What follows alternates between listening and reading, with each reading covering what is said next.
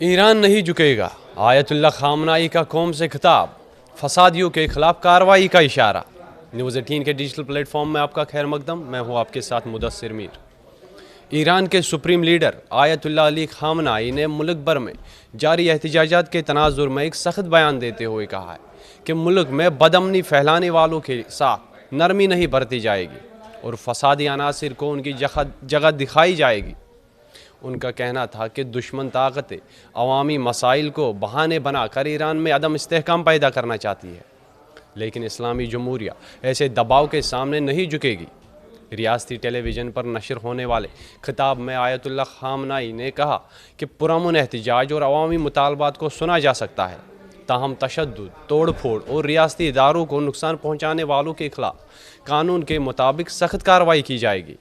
ان کے مطابق ملک میں جاری مظاہروں کو بعض بیرونی عناصر کی حمایت حاصل ہے جو ایران کو کمزور کرنے کی کوشش کر رہے ہیں۔ سپریم لیڈر نے امریکہ اور اس کے اتحادیوں پر الزام عائد کرتے ہوئے کہا کہ یہ طاقتیں ایران کے اندرونی معاملات میں مداخلت کر رہی ہے اور عوامی مشکلات کو سیاسی مقاصد کے لیے استعمال کر رہی ہے۔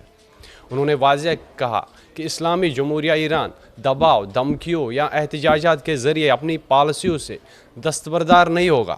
دوسری جانب ایران میں احتجاجات کی بنیادی وجہ بڑھتی مہنگائی، بے روزگاری، کرنسی کی قدر میں کمی اور معاشی مشکلات بتائی جا رہی ہے۔ بڑے شہروں سمیت مختلف علاقوں میں عوام سڑکوں پر نکل آئے ہیں، جبکہ بعض مقامات پر سیکیورٹی فورسز اور مظاہرین کے درمیان جھڑپوں کی اطلاعات بھی موصول ہوئی ہے۔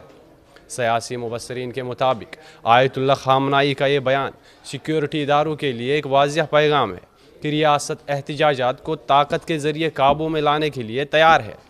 مبصرین کا کہنا ہے کہ اگرچہ حکومت عوامی مسائل کو تسلیم کرتی نظر آ رہی ہے، لیکن موجودہ صورتحال میں اس کے ترجیحی نظام کا تحفظ اور نظم و نسق برقرار رکھنا ہے۔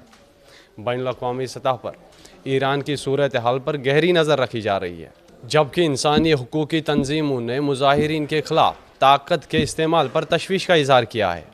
تاہم ایرانی قیادت کا موقف ہے کہ ملک کی خود مختاری اور سلامتی پر کوئی سمجھوتہ نہیں کیا جائے گا۔